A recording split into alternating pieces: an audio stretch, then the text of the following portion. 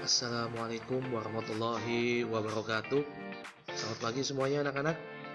Semoga kita senantiasa masih diberikan nikmat sehat walafiat untuk dapat melaksanakan rutinitas aktivitas kegiatan sehari-hari. Nah, pada video pembelajaran kali ini kita masih di awal pembahasan mengenai gelombang bunyi, di mana pada video sebelumnya telah disampaikan beberapa poin, diantaranya mengenai karakteristik gelombang bunyi, lalu kemudian mekanisme terdengarnya bunyi, kemudian gejala-gejala apa saja yang dialami oleh gelombang berbunyi. Nah, pada video pembelajaran kali ini indikator pencapaian kompetensinya adalah menjelaskan persamaan efek Doppler. Ya, tentu ini masih dalam rangkaian peristiwa ataupun gejala pada gelombang bunyi. Nah, misalkan kalian sedang diam di pinggir jalan, lalu datang sebuah mobil, nah katakanlah mobil polisi yang membunyikan sirine, itu sedang bergerak mendekati kalian, Nah, tak lama kemudian mobil tersebut melewati Anda dan bergerak lama-kelamaan menjauhi Anda. Adakah perbedaan nada bunyi sirine yang Anda dengar ketika mobil mendekati dan menjauhi kalian? Ya, jika Anda mendengar bunyi sirine secara seksama, nada bunyi sirine lebih tinggi ketika mobil bergerak mendekati Anda dan akan lebih rendah ketika mobil menjauhi Anda. Nada bunyi sirine ini berkaitan dengan frekuensi bunyi. Dari peristiwa tersebut dapat kita simpulkan bahwa jika sumber bunyi atau dalam hal ini adalah mobil atau apa saja yang mengeluarkan bunyi, dan pengamat atau pendengar, ya, bisa juga kita saling bergerak relatif satu terhadap yang lainnya, baik mendekati ataupun menjauhi, maka frekuensi yang diterima oleh pengamat tidak sama dengan frekuensi yang dipancarkan oleh sumber bunyi. Nah, peristiwa ini pertama kali dikemukakan oleh seorang fisikawan asal Austria, yaitu Christian Johann Doppler. Nah, poin kita berikutnya adalah G, asas atau efek Doppler. Ya, tadi dicetuskan oleh seorang fisikawan asal Austria, Christian Johann Doppler, ya, atau Doppler. Ya. Ini dia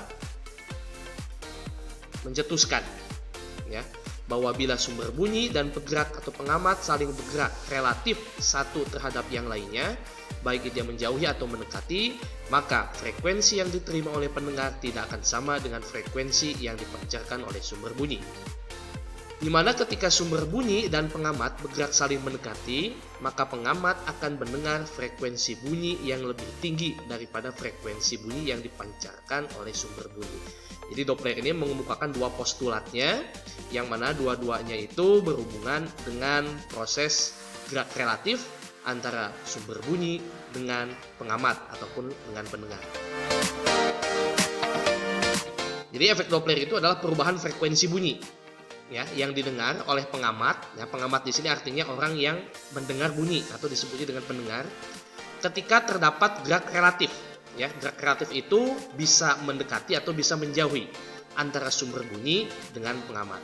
Contoh, bunyi sirine ambulan terdengar lebih keras atau tinggi saat mendekati pengamat dan akan terdengar lebih pelan atau rendah saat menjauhi pengamat. Nah, ini contohnya. Jadi ketika kita sedang berdiri lalu ada ambulan yang mendekat, ya, maka nada gelombangnya, amplitudonya ini akan saling menguatkan, ya, sehingga bunyi yang dihasilkan, ya, atau yang terdengar oleh kita itu akan menjadi tinggi, ya, frekuensinya tinggi.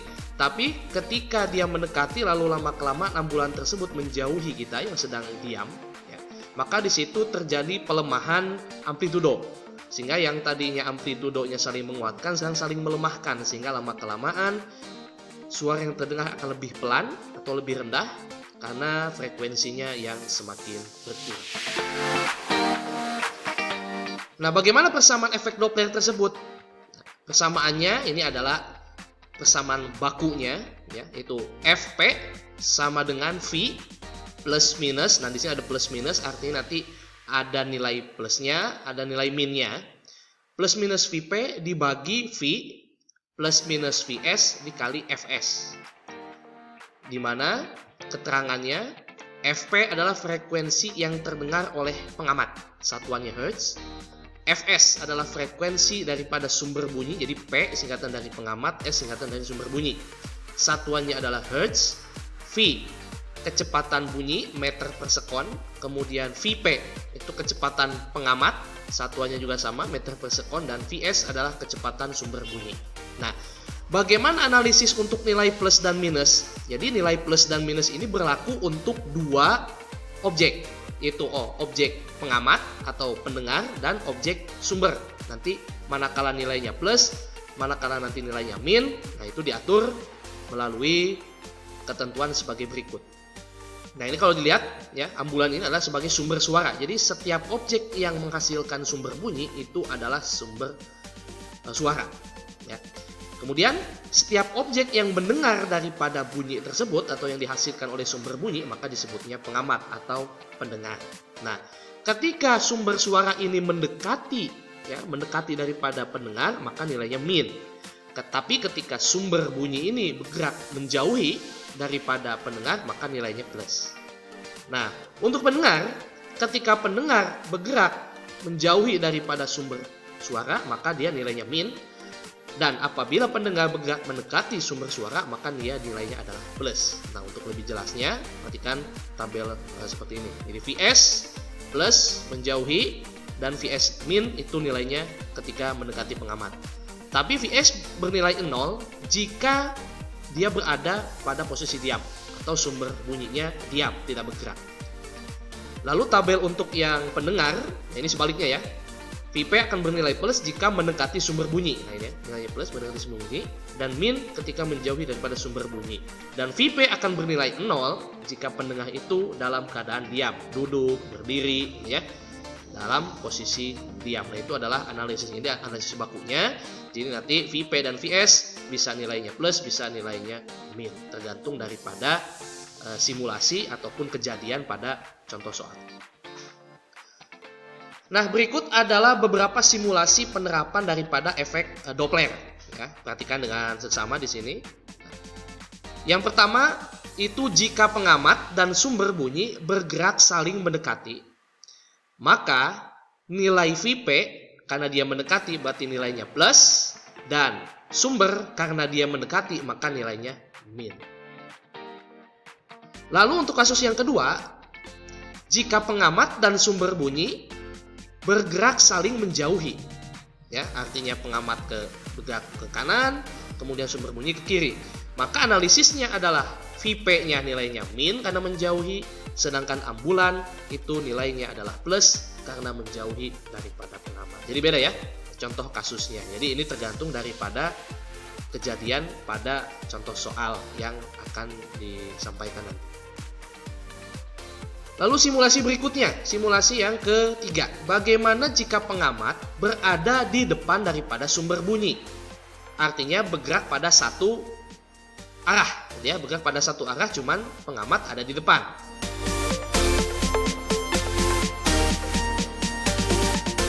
Nah, maka analisisnya adalah Vs-nya, sumbernya nilainya min, dan Vp nilainya juga min. Terakhir, bagaimana jika kasusnya sumber bunyi berada di depan pengamat?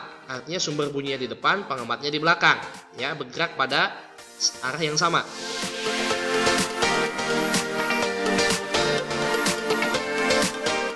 Maka nilai Vs-nya adalah plus dan nilai Vp-nya juga plus. Jadi ada 4 ilustrasi ataupun simulasi pada proses persamaan daripada efek Doppler. Nah, rekan-rekan sekalian, untuk lebih jelasnya, mari sama-sama kita membahas contoh soal. Contoh soal yang pertama. Sebuah kereta api bergerak melewati stasiun Ciamis dengan kecepatan 20 meter per sekon sambil membunyikan sirine dengan frekuensi 2000 Hz. Jika cepat rambat bunyi di udara 340 meter per sekon, pertanyaannya, berapa frekuensi bunyi yang didengar pengamat yang diam? Jadi pengamatnya diam, ya, bisa lagi berdiri, bersender, gitu ya, atau bisa juga lagi duduk. Ketika kereta itu mendekati dan menjauhi, jadi analisisnya kita diminta mencari Vp saat mendekati dan Vp saat menjauhi. Penyelesaian.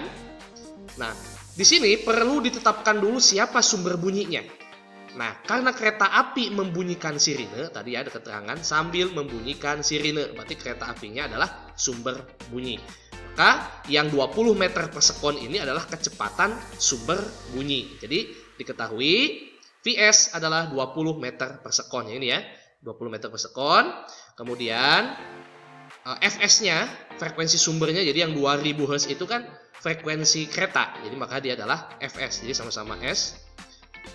Kemudian V-nya 340 meter per sekon. V di sini kecepatan rambatnya di udara itu bisa variasi ya, ada 340, ada yang 360, tergantung daripada soalnya, dan itu sudah diketahui.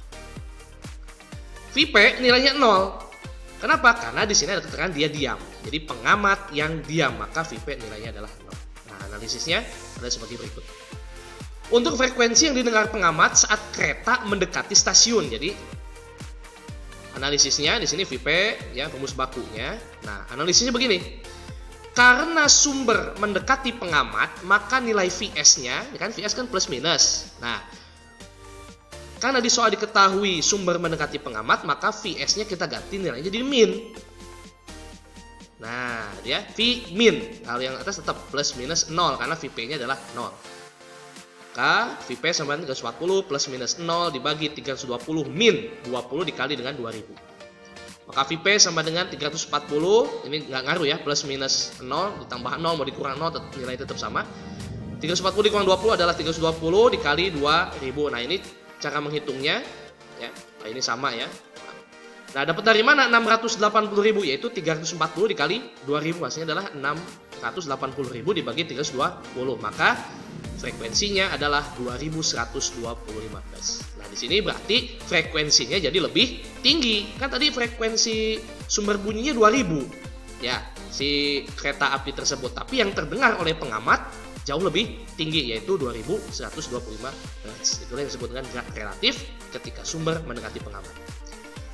Lalu bagaimana analisis untuk frekuensi yang didengar pengamat saat kereta menjauhi stasiun? Nah, ini rumus bakunya. Nah, kita analisis tuh.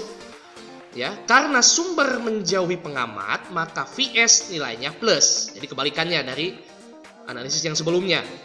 Tuh ya.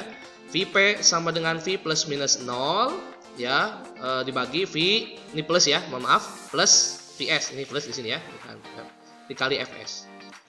Vp sama dengan 340 plus minus 0. Nah, per 340 ditambah 20 ditambah ya. Nah, di sini harus ditambah, maaf, diralat, dikali 2000.